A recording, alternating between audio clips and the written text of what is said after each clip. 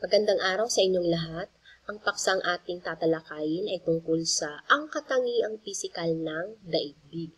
Pero bago yon, tayo ay magbalik-aral tungkol sa natalakay nating paksa noong nakaraang linggo.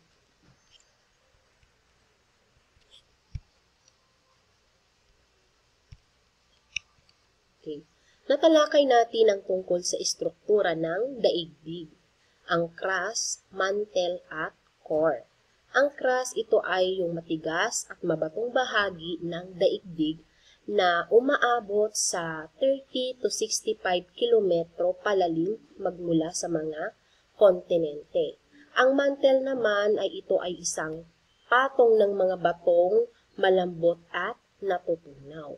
Ang core naman, ito yung kaloob-loobang bahagi ng daigdig na binubuo ng metal tulad ng iron at nickel. Natalakay din natin ang apat na hating globo: Northern Hemisphere, Eastern Hemisphere, Southern Hemisphere, at Western Hemisphere. Natalakay din natin ang mga 7 kontinente ng daigdig: ang Asia, Australia, Antarctica, Africa, Europa, North America, at South America. Okay. Katangiang pisikal ng daigdig. Ano nga bang ibig sabihin ng heograpiya? Ang heograpiya ay nagsimula ang salitang heograpiya sa wikang Griego na geo o daigdig at grapiya o paglalarawan. Sa makatuwid, ang heograpiya ay tumutukoy sa siyentipikong pag-aaral ng katangiang pisikal ng daigdig. Nakaaapekto ang katangiang pisikal ng daigdig ng malaki sa pamumuhay at kultura ng mga tao. Mahalagang bahagi ng pag-aaral nito ay ang mga anyong tubig na sakop nito. Tinatawag na topografiya ang pisikal na katangian ng isang lugar o rehiyon.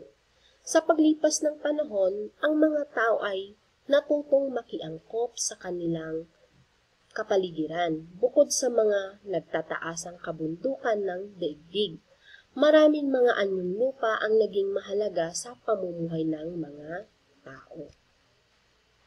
Halimbawa nito ang mga lambak-ilog kung saan sumibol ang mga kauna-unahang kabihasnan sa daigdig, tulad ng lambak-ilog ng Tigris at Euphrates, lambak-ilog ng Indus, lambak-ilog ng Huanghe at lambak-ilog ng Nile.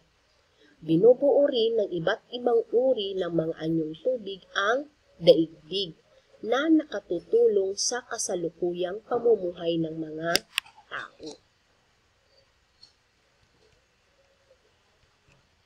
Ito ang tinatawag na Huanghe River or Yellow River na sinasabing dito nagsimula ang unang kabihasnan ng mga Chino. Ito naman ang Nile River na matatagpuan sa Ehipto. Ito naman ang Indus River na nasa India. At ang Tigris and Euphrates or tinatawag siya na kambal na ilog. At matatagpuan siya ngayon sa modern-day Iraq. Okay. Saklaw, sangay, limang tema ng heograpiya at kaugnayan sa mga disiplina. Okay. Ang heograpiya ay may dalawang saklaw. Ang una ay ang tinatawag na anyong lupa at tubig, likas na yaman, klima, panahon, flora at fauna. At pinag-aaralan din dito or saklaw nito ang distribusyon at interaksyon ng tao at iba pang organismo sa kapaligiran nito. Ang heograpiya ay may dalawang sangay. Ang heograpiyang pisikal at heograpiyang pantao. Pag sinabing heograpiyang pisikal, ito yung mga nakikita natin sa ibabaw ng daigdig. Pinag-aaralan niya dito. Ang heograpiyang pantao naman ay pinag-aaralan dito ang kanyang wika, relihiyon, gawi, kultura, at tradisyon. 5 tema. Ang 5 tema ay tulad ng lokasyon, lugar, rehiyon, interaksyon ng tao at kapaligiran at paggalaw. So mamaya matatalakay natin yan. Ang heograpiya ay may kaugnayan sa disiplina ng mga tulad ng kasaysayan, agham, sosyolohiya at economics. So ngayon tatalakayin ko sa inyo yung 5 tema ng heograpiya. Ang una ay yung tinatawag na lokasyon. Pero bago yon, basahin muna natin to. 5 tema ng heograpiya. Binalangkas ang 5 tema ng heograpiya taong 1984 ng National Council for Geographic Education at ng Association of American Geographers. Naglalayon ang mga temang ito na mas mapadali at simplihan ang pag-aaral ng disiplinang heograpiya ng agham panlipunan. Ito ay makatutulong na unawain ng mga tao ang kanyang ginagalawang daigdig. Ang una ay yung tinatawag na lokasyon. Ito ay tumutukoy sa kinaroroonan ng mga lugar sa daigdig. Mayroong 2 paraan ng pagtutukoy nito. Una ay ang tinatawag na lokasyong absolute. Sa pamamagitan ng imahinasyong guhit tulad ng latitude line na bumubuo ng grid, ang pagkukus ng mga guhit ay ang eksaktong kinaroroonan ng isang lugar sa daigdig. Halimbawa, ang tiyak na lokasyon ng Pilipinas ay 4 degree hanggang 21 degree hilagang latitude at 116 degree hanggang 127 degree silangang longitude. Sa relatibong lokasyon naman, na ang batayan ay ang mga lugar at bagay na nasa paligid nito na gawa ng tao. Halimbawa, ang Eiffel Tower na matatagpuan sa Paris, France. Pag sinabing Eiffel Tower, alam na kaagad kung saan ito matatagpuan. Ang Statue of Liberty. Pag sinabing Statue of Liberty, alam na ito na kung saan matatagpuan kundi sa Amerika. Ang Taj Mahal. Ang Taj Mahal ay matatagpuan sa India. Lugar. Ito ay tumutukoy sa mga katangiang natatangi sa isang pook. Mayroong 2 paraan ng pagtutukoy nito. Una, ang katangian ng mga taong naninirahan tulad ng wika, rehiyon, densidad, dami ng tao, kultura at sistemang politikal.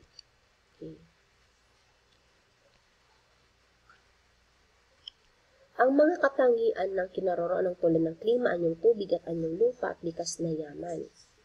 Tulad ng, pag sinabing Boracay Island, alam na kaagad kung saan ito matatagpuan, kundi sa Pilipinas. Pag sinabing Banawe Rice Terraces, alam kaagad kung saang lugar ito, kundi dito sa ating bansa, sa Pilipinas. Katangian ng mga taong naninirahan tulad ng wika, relihiyon, densidad o dami ng tao, kultura at sistemang politikal. Katulad ng wika. Ang mga bansang ito ay may pagkakatulad ng wikang ginagamit. Ang USA, Canada, Australia at New Zealand. Ingles ang kanilang wika o lingwaheng ginagamit. Sa relihiyon naman, katulad sa Middle East, Bangladesh, Brunei at Malaysia, ang kanilang pangunahing relihiyon doon ay ang Islam. Sa Bhutan naman at Cambodia, ang kanilang pangunahing relihiyon naman doon ay ang Buddhism. Pangatlo, rehiyon. Ang bahagi ng daigdig na pinagbubuklod ng magkakaugnay na katangiang pisikal o kultural. Narito ang mga halimbawa. ng mga pisikal na pagkakahawig ng mga tao. Dito sa Asia, katulad ng ang unang picture, yung tatlong lalaki, sila ay mga Chinese. Dito naman sa pangalawang picture, yung unang picture dito sa pangalawa, isa siyang Koreano. Sa pangalawa naman, ito si Dingdong Dantes. Of course, Pilipino siya. At yung pangatlo ay si Jack Roberto. So, tingnan natin kung ano ba yung kanilang pagkakahawig sa kanilang physical na aspeto. Okay. Mayroon ba silang pagkakahawig? Okay. Nagkakahawig sila sa kulay ng buhok at yung skin complexion nila. At yung eyes, okay, yung kanilang mga mata, merong pagkakahawig. Okay. Pang-apat, interaksyon ng tao at kapaligiran. Ito ang kaugnayan ng tao sa pisikal na katangiang taglay ng kaniyang kinaroroonan. Ang kapaligiran bilang pinagkukunan ng pangangailangan ng tao at pakikiangkop ng tao sa mga pagbabagong nagaganap sa kanyang kapaligiran. Okay. Ito naman ay kung papaano ang tao makibagay sa kapaligiran na kanyang tinitirhan. Okay. Halimbawa, ikaw ay pupunta sa isang lugar na malamig. Siyempre, makikibagay ka. Kung ano yung kasuotan doon sa malamig na lugar na yun, ganon din yung isusuot mo, yung magdadamit ka ng mapoprotektahan ka sa malamig. Okay. Panglima, paggalaw. Ang paglipat ng tao sa kinalakihang lugar patungo sa ibang lugar. Ang paglipat ng mga bagay at likas na pangyayari tulad ng hangin at ulan ay nabibilang din dito. May tatlong uri ng distansya ang isang lugar. Linear, gaano kalayo ang isang lugar. Time, gaano katagal ang paglalakbay. At psychological, paano tinitignan ang layo ng isang lugar. Okay, halimbawa dito, yung paggalaw. Halimbawa, kung ikaw ay maninirahan sa ibang bansa, doon matatawag na may paggalaw kasi lumilipat ka sa ibang lugar at doon ka naninirahan. Okay? Kung may mga katanungan kayo, pwede nyo itanong sa akin sa klase natin sa online. Okay? Maraming salamat. Naway, nabigyan kayo ng konting kaalaman tungkol sa ating paksa ngayong araw na ito.